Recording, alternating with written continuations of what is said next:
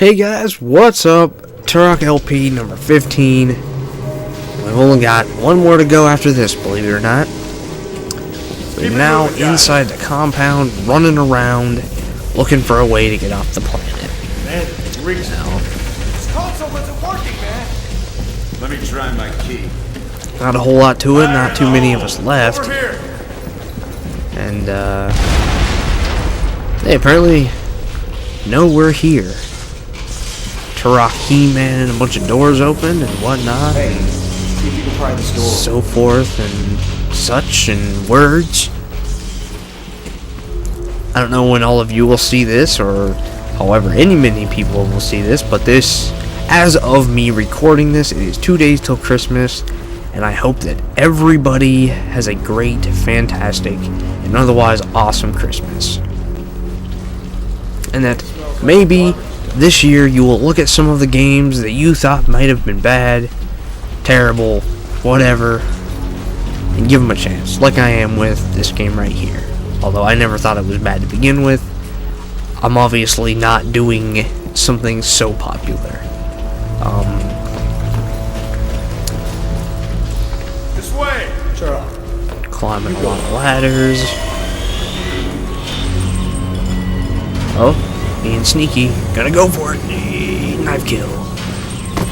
Ah, knife kills are so awesome.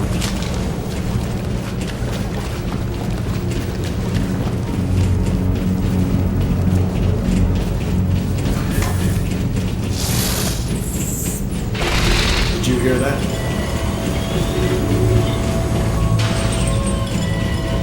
You know, I always pull my knife out like I'm running faster because, So stay sharp. you know, if you've ever played a Source game or, you know, something like Counter-Strike or, you know, Killing or on Steam, you know, or something that's like the Source engine, you run faster, so it's the, Looks like we have to do it. I don't know, it's a habit. It's a habit of switching back to the knife.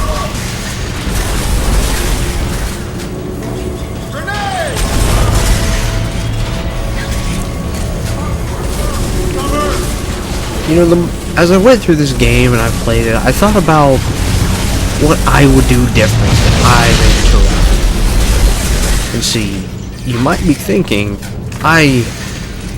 well, really, there's two things that you can think at this point. A, I really hope he doesn't talk about that. I just want to hear him be stupid like Excalibur's or Waddle or Deed's a damn it game. Or I can be unique and not be a goof shit and tell you what's on my mind. So you know what? I'm gonna do the latter. Because I mean, obviously you wouldn't be watching this LP 14 episodes in or 15 episodes in, now would you? Anyway, as we storm the compound, I was thinking, you know, the game did a lot of things that I liked. Mainly, it made killing flashy. You know, and it gave you the ability to kill people other than just using guns. You had the knife, you had the bow, and all knife kills were animated. Because, let's be perfectly fair and honest, nobody used the knife in Turok 1. And if you did, you used it on the first level only. Other than that, absolutely never used it. And whenever you used the arrows, you always used tech arrows. That's a fact. Like, you never used regular arrows. I like that they made that more prevalent. One thing I would like to see, if they ever made another Turok game, was one, incorporating the ability to play not only the Call of Duty style, you know, look right down the iron sights, but also the ability to play like the original map. You don't zoom in all the way. You have an arcadey style shooting ability, but, you know, still being able to sprint and whatnot. Really the only thing that will change is your aiming ability, so to speak. Or, you know, if you were always sprinting, always, you know, I think that would be a cool, like, arcade style running, and then, you know, military first-person shooter, but build the game around the ability to do both without hindering either. And apparently I got lost here. I was looking around for him. But one thing I thought would be cool is the second game. I would want it to continue where this one left off, essentially where the unfinished Turok 2 would be left off, but obviously with my own ideas. I think one thing you should do is make the ability to run, you know, sprint, But one thing I thought would be cool would be to have like a tomahawk in one hand, like a shotgun in one hand, and a tomahawk in the other, right? And you could throw the tomahawk, and you could actually hit someone with the tomahawk, but you had the ability on every single enemy to do a special kill animation like you did with a knife.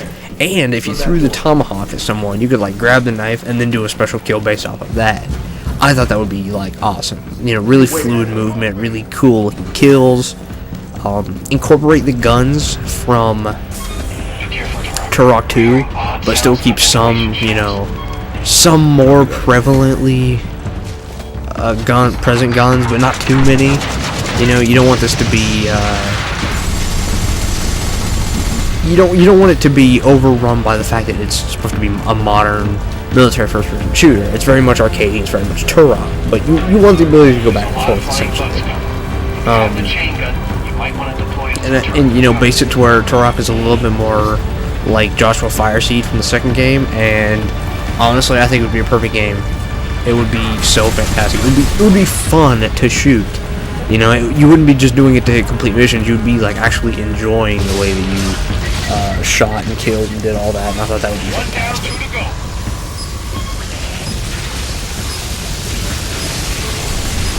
And something I didn't notice until it was this far in the game was that the alt fire for the minigun was to set it up as a remote turret. And I feel absolutely dumb, because that is extremely handy and helpful. And why don't more games give you the ability to use the machine gun as a turret? That's brilliant. Also, if you can't tell right here, I die a lot. I died quite a few times. In fact, the fraps folder for this section alone was over 200 gigs. Hilariously bad on my part. It's just, you couldn't beat it. So there's a pretty erroneously bad jump cut that's coming up after the third bomb. But you know what? Whatever. You're doing great, Turok. One left. Yeah, those bugs are just ridiculous. So powerful. They shoot their poison spit, gets you down in like 3 hits exactly. It's just madness. I'm gonna need another minigun turret to survive.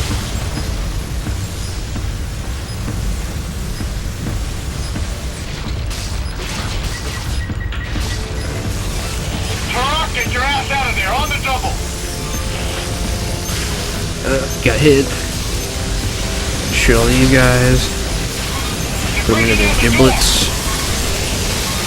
Yep, almost dead, almost dead. Hurry up, man. We can't hold these guys forever. And concussion grenade.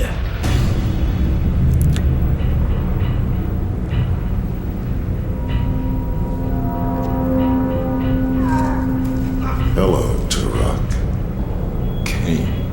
Is this all that's left of your company? 4 soldiers? That's pathetic. You can't even abandon your mission without getting everyone killed. You're wrong, Kane. Without Turok, we would have never survived this long. I wasn't expecting that, were you? Life is full of surprises, Kane. Take that, Kane.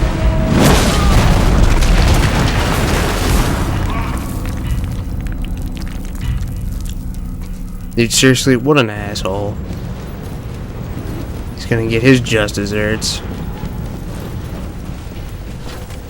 Got my knife and my bow. We are getting the hell out of Dodge, gentlemen.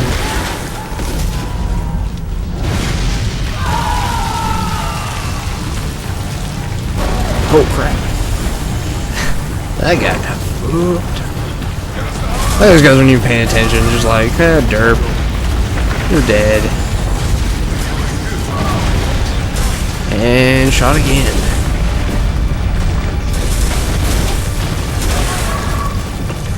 Then again, I wouldn't care about chain of command. I would just want to get the hell out of that place.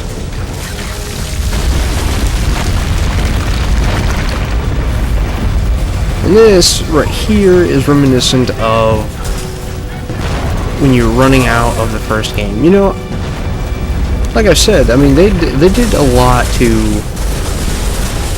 say, hey, we did actually take the time to take parts from the first game. Cool. And obviously the whole exploding, jumping out thing is indicative of the ending of the first Turok. And, you know, I would say spoiler alert, that's how the first Turok ends, but, I mean, seriously, if you haven't played Turok on some level, whether it's on an emulator, or if you're young, or God forbid you're an older video game fan and you haven't played Turok, I mean, where the hell have you been? It's Turok. Turok's one of the most, probably one of the biggest shooters on consoles in the 90s. I would actually be surprised to find someone who hasn't played it at least once. But, this right here was just a clusterfuck of enemies coming out of nowhere. I was trying my hardest to put down the turret. I couldn't. Freaking raptors everywhere. This is madness. Madness everywhere. Madness returns. This is me running around like, oh my god, where's the door? How do I get out? And then it hits me like, oh crap, I probably have to kill all these animals first. I wouldn't. Actually, they're not animals. They're arachnids and dinosaurs, reptiles.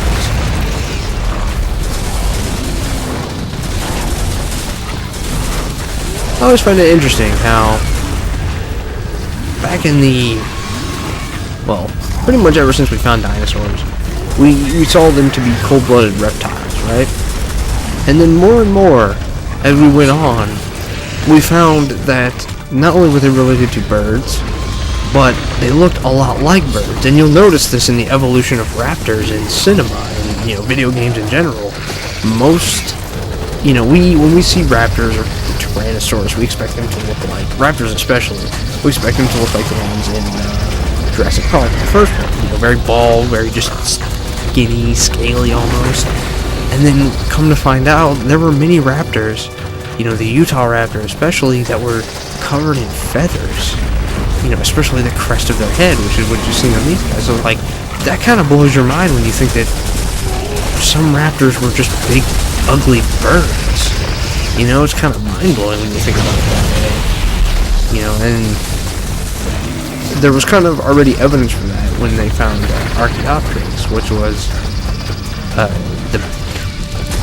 I'm not really sure what it is scientifically named. It was essentially an ancient bird, Cretaceous bird. Cretaceous, I think. Yeah, that's something I always found funny, was how time went on. The attractive look for dinosaurs was the scaly look, the draconian reptile look. Because, I mean, what reptile has feathers, right? And then, you know, come to find out that raptors were like birds. T-Rexes were like birds. It's like, whoa, what happened? Shoot him in the butt. That got him. Then we got Dilophosaurus. You know, it's funny. They bring out this Dilophosaurus like he's gonna be the hard guy to kill, and there's only one of him. That's 10 times easier to kill than even 3 raptors. Albino raptors.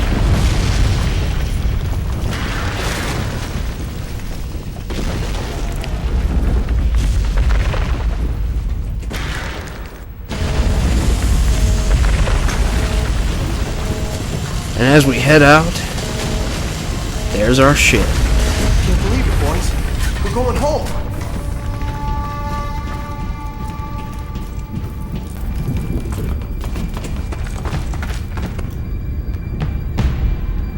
Come on, let's go. I'm staying. I have to stop Kane. I can't let him get away. We have to go, guys, now! Go get him.